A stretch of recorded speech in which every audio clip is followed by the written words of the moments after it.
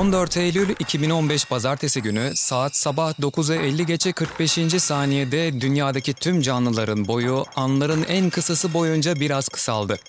Bu kısalma o kadar küçüktü ki bir protonun milyonda birinden daha azdı ve hiçbir canlı o anda boylarındaki bu kısalmayı fark edemedi. Önüne çıkan her şeyi önce büken, sonra bırakan bu güç, evrenin derinliklerinden 1 milyar 300 milyon ışık yılı uzaklıktan dünyamızı ziyarete gelen ve tespit edilemez bir yabancıydı. İnsanlar bu yabancı varlığı fark edemedi fakat ziyarete geldiğini anlayan birkaç insan büyük bir heyecan içerisindeydi. Evrenimizdeki bir yıldızın çekirdeğinde demir görünmeye başlarsa anlayın ki yıldız sancılı bir değişim geçirmekte ve kendi varlığına elveda demek üzeredir. O cayır cayır yanan hidrojeni helyuma çevirerek bulunduğu ortamdaki -270 derecelik dondurucu uzay soğuğunu milyonlarca dereceye kadar ısıtan yıldız artık sonun başlangıcına adım atmıştır. Güneş'ten çok daha fazla kütleye sahip olan yıldızlar önünde sonunda ağırlığı üzerinde ezilerek kendi içlerine çökecek ve kütle çekiminin gücü yeterli değilse yıldız beyaz cüce ve nötron yıldızı sahalarını da geride bırakarak kara deliğe dönüşecektir. Bir yıldız kara deliğe nasıl dönüşür sorusunun yanıtı için açıklamalar bölümüne bıraktığım linke bakabilirsiniz. Bu konuyla ilgili daha önce özet bilgiler içeren bir video yapmıştım. 1912 yılında Einstein eğer zaman kütleli cisimler tarafından bükülebiliyorsa uzayın da bükülmesi gerektiğini fark etti. Fakat 1915 yılına kadar uzay bükülmelerinin tüm ayrıntılarına ulaşamadı. Nihayet 1915'te uzay bükülmeleri de dahil bütün görelilik yasalarını kapsayan genel göreliliğin alan denklemlerini formüle etti. İşte kara delikler kendi üzerlerine çöken ağırlıkların etkisiyle uzayın ve zamanın dokusunu bozan, çarpıtan evrendeki yamalardır. Kütle çekimiyle kendi üzerine çöküp kara delik oluşturan yıldızın hayatında artık farklı bir safha başlar ve siyah pelerini üzerine çeker, yepyeni bir özellik kazanır. Kara deliğe dönüşen yıldız artık tamamen görünmez olur.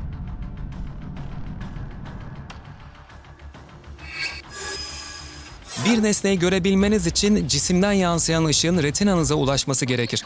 Kara deliklerdeki çekim kuvveti öylesine muazzam ve güçlüdür ki bu siyah nesneden kaçmak için evrendeki limit hızı olan ışık hızını aşmanız gerekir. Bilgi taşıyan hiçbir madde evrende ışık hızından hızlı gidemeyeceği için kara deliğin içine düşerseniz bir daha çıkamazsınız. Işığın kendisinden çıkıp gitmesine izin vermeyen bir şey mutlak bir şekilde karadır. Bu sebeple evrendeki hiçbir kara delik asla ışık yaymaz. Eğer ışık yaysalardı ki görebilirdiniz o zaman adı çoktan kara delikten farklı bir şey olurdu. Galaksimizin merkezindeki süper kütleli kara delik Sagittarius A'ya dünyanın en güçlü teleskoplarını çevirin, kara deliğin kalbine bakın, hiçbir şey göremezseniz kapkaradır. İşte fotoğrafı burada. Bir kara delik tüm ihtişamı ile karşınızda duruyor olsa sizinle, daha doğrusu evrenle onun arasında akıllara durgunluk yaratacak ciddi bir sınır bulursunuz. Öyle bir sınır ki ötesinde uzayın yapısı bozulur, zaman dış evrene göre daha yavaş akmaya başlar, sınırı geçen maddelere karşı acımasızca gelgit kuvveti uygulanır ve en önemlisi o sınırı ışık dahi geçse asla geri dönüşe izin verilmez. Evrenin en bilinmez başlangıç yerlerinden biri olan bu sınıra olay ufku adı verilir.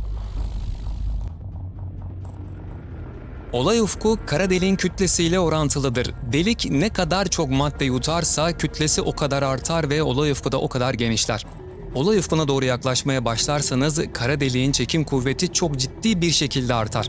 Fakat saatte 500.000 kilometre hızla yaklaşsanız da siz bu çekim kuvvetini hissetmezseniz, çünkü kara deliğe serbest düşüş halindeyken ağırlığınız yoktur. Uzayın neresinde olursanız olun serbest düşme ile bir cisme yaklaşıyor veya yörüngesinde dönüyorsanız, ki yörüngede dönmek düşmenin diğer bir ifadesidir, kendinizi ağırlıksız hisseder, çekim kuvvetlerini hissetmezsiniz. Fakat kara deliğe yaklaştıkça ayaklarınızda hissettiğiniz çekme duygusu kafanızda hissettiğinize oranla artmaya başlar, çekim ivmesi sürekli hızlanır. İşte bu iki bölge arasındaki etkiye gelgit etkisi denir. Gelgit etkisinin kötü yanı sizin moleküllerinize, yetmez atomlarınıza, yine yetmez kuarklarınıza kadar parçalamasıdır.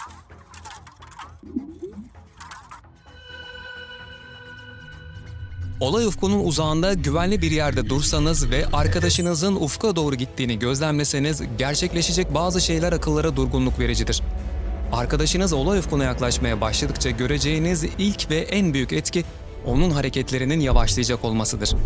Normal hızda hareket ederek sizden uzaklaşan arkadaşınız kara deliğe yaklaştıkça sanki bal kavanozun içinde hareket eder gibi ağır çekimde deliğe doğru gider gibi görünecek ve her geçen saniye daha da yavaşlamaya başlayacak.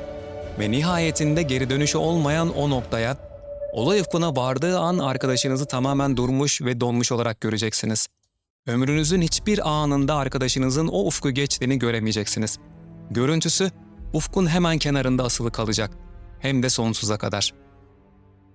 Kara deliklerin evrendeki besin maddesi yıldızlar ve gaz bulutlarıdır. Bir gaz bulutu kara deliğe yaklaşırken hemen hemen hiçbir zaman doğrudan kara deliğin içine düşmez. Bir insanın serbest düşüşünde gerçekleşenin aksine, bir gaz bulutu genellikle kara deliğin içine girmeden önce onun yörüngesine girer. Kara deliğe daha yakın olan kısımlar uzak olanlara göre daha hızlı hareket eder.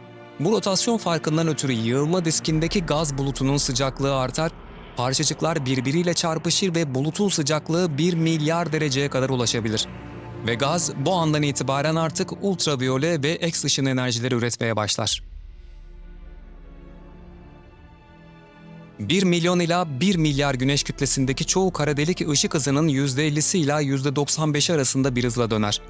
Evrendeki en hızlı pulsar kendi etrafında saniyede 716 kez dönmekte. Aquila takım yıldızında bizden 40.000 ışık yılı uzaklıktaki GRS 1915+105 kara deliği göz kamaştırıcı şekilde kendi etrafında saniyede 1150 kez dönmektedir. Evrendeki ilk kara delikler Planck zamanında yani büyük patlamadan sonra 10⁻43 saniye içerisinde evren 10⁻35 metre genişliğindeyken meydana geldi. Rakamların küçüklüğüne çok takılmayın çünkü ne siz hayal edebilirsiniz ne de ben. Sadece gerçekten çok ama çok küçük sayılar. O sırada oluşmuş kara deliklerin kütlesi 10⁻8 kilogram yani aşağı yukarı bir toz zerresi kadardı. Bu ilk kara delikler evrenin hızla genişlemesine bağlı büyüyemediler ve hızlı bir şekilde buharlaştılar. Büyük patlamadan sonra 10⁻23 saniyeden önce meydana gelen kara deliklerin tamamı şimdiye kadar buharlaşmış durumda. Evrendeki mevcut tüm kara delikler bu andan sonra oluşmuş olanlardır ve günümüze ulaşmayı başarabilmişlerdir. Fakat başlangıcı olan her şeyin bir sonu vardır. Kara delikler de uzun süreler sonunda yok olmaya mahkumdur. Olay ufku ve civarında oluşan sanal parçacıkların davranışlarını konu alan Hawking ışıması sebebiyle kara delikler zamanla kütle kaybederler. Fakat bu zaman dilimi öylesine uzundur ki, örneğin Güneşimiz kara deliğe dönüşse, buharlaşıp yok olması için gereken süre 10⁻67 yıldır. Ve kütle kaybetmesi de öylesine yavaştır ki, 10.000 milyar yılda kütlesinin sadece 0,0000001'ini kaybeder. Galaksimizin merkezindeki Sagittarius ağının yok olması ise 10⁻87 yıl olacak. Bilinen evrendeki en büyük kütleli kara delik Ton 618 ise 10⁻100 yıl sonra buharlaşmış olacak. Yok olmasının o son saniyesinde ise protonun çapının 100.000'de biri boyutuna inen kara delik, bu boyuta yerleştirilmiş milyonlarca TNT bombasının aynı anda patlamasına eşdeğer bir enerji salınımı yaparak tüm evrende gözlenen tek şey olarak yok olacaktır. İşte genel olarak videoda izlediğiniz bu özelliklere sahip Güneş'ten 30 kat fazla kütleli iki kara delik, Dünya'dan 1,3 milyar ışık yılı uzaklıkta birbirlerine yakınlaşarak çarpıştı ve evrene ışık hızıyla yayılan kütle çekim dalgaları yaydılar. Geçtikleri yerlerde önlerine her ne çıktıysa esnetip büktüler ve yollarına devam ettiler. Bu dalgalar 4 Eylül 2015 Pazartesi günü saat 09.50.45'te dünyamıza ulaştı ve lazer interferometre kütle çekim dalga gözlemevi kısa adıyla LIGO'daki fizikçiler ve kurdukları sistem tarafından fark edildi. Dünyadaki tüm canlılar atomik boyutlara önce kısaldı, sonra normal boyuna döndü, sonra uzadı ve sonra tekrar normal boyuna döndü. Bunun tüm sorumlusu ise işte o kara deliklerdi.